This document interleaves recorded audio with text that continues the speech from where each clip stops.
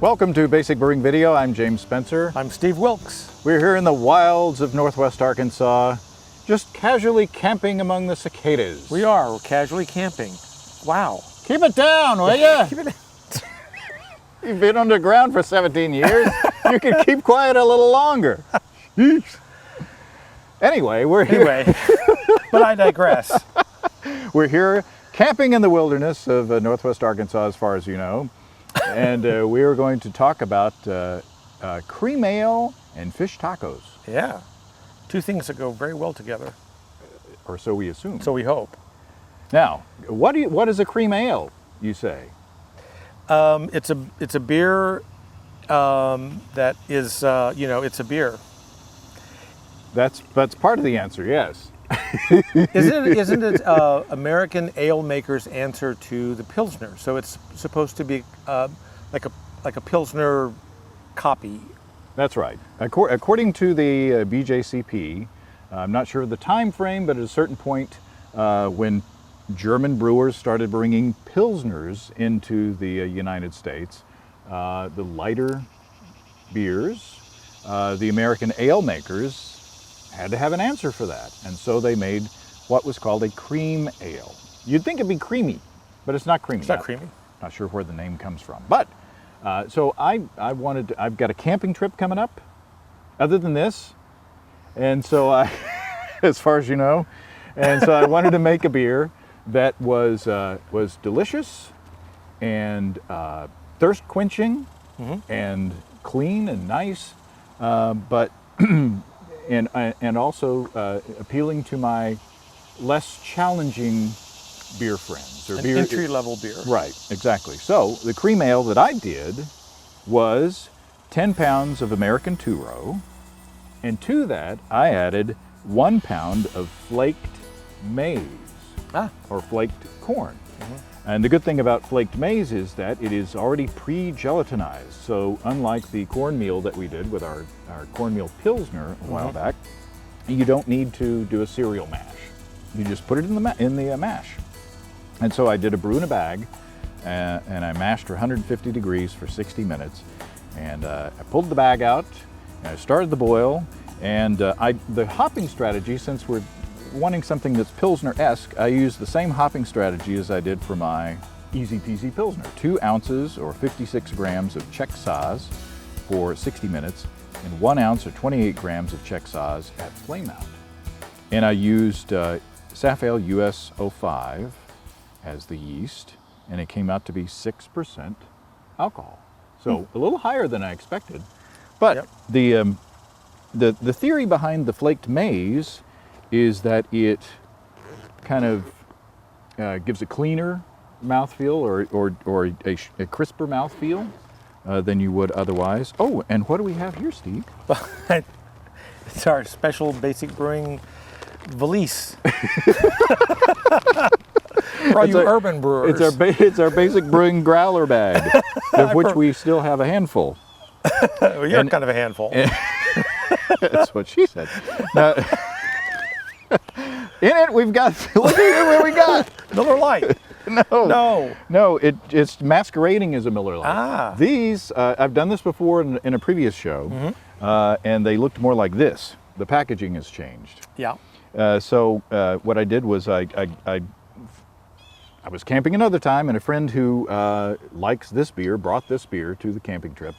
And so after this beer was consumed, I rinsed out these bottles, and then when I got them home, I washed them real good, and you can use them just like standard bottles. That's amazing. You batch prime in the bottling bucket, and you just the hardest part about these is, well, first of all, getting somebody to drink this beer. The second hardest part is you can't see the level as well when you're filling it up. Yeah. So, shall we try to open this? Please. I'm excited about this. Of course, I'm excited about most things at my age. So here we go. Okay. Hold still. All right. A vigorous pour. A vigorous pour. You know, vigorous pour is my stage name. I use that in all my Shakespearean work. I give a vigorous pour. Last vigorous poor Yorick. I knew him well, Horatio. Oh, yes. You're right, sir. You're right, sir. Cheers. Cheers.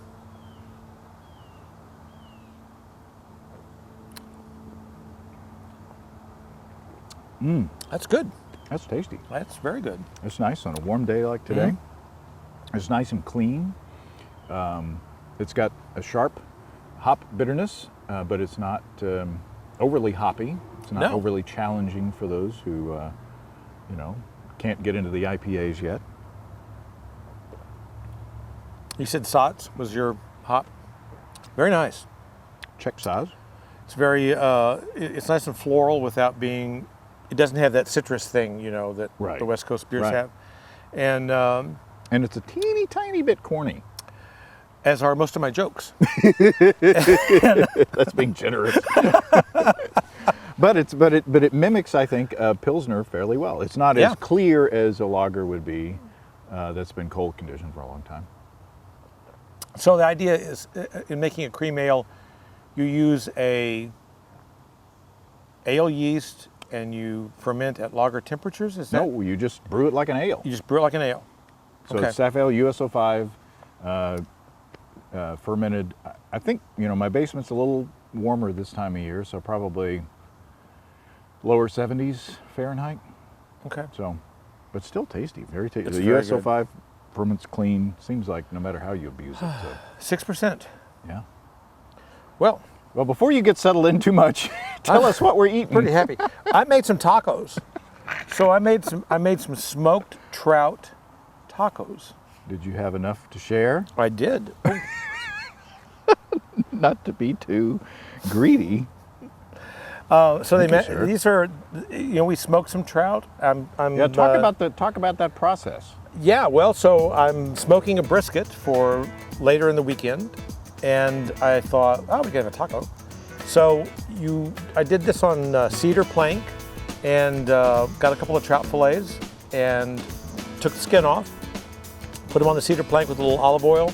I brushed some of this tomatillo salsa on it that I made, and let them smoke for about 30 minutes, 35 minutes, and then kind of scrape them off the board, more or less, and made a taco. I made some habanero slaw. So our good friend Ed Nicholson makes a lovely, wonderful, effervescently good habanero salsa, and I used that in the coleslaw dressing. Made a coleslaw, and then I made a salsa verde with tomatillo sauce on top of the taco, and just a commercial tortilla, and tell me what you think. And the recipes will be on the app. Yes. And the website. We will do that.